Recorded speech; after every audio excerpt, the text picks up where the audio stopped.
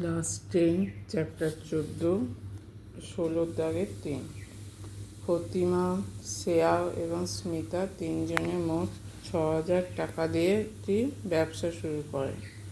1 বছর পরে প্রতিমা, শ্রেয়া এবং স্মিতা যথাক্রমে লভ্যাংশের 50 টাকা, 100 টাকা ও 150 টাকা পায়। স্মিতা ওই ব্যবসায় কত টাকা নিয়োজিত করে?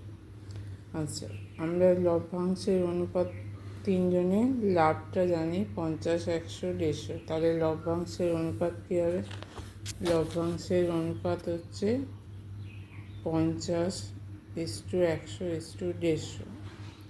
কেটে দিলে হচ্ছে 1:2:3।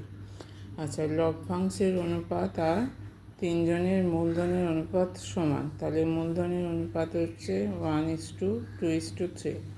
মোট টাকা হচ্ছে 6,000 টাকা।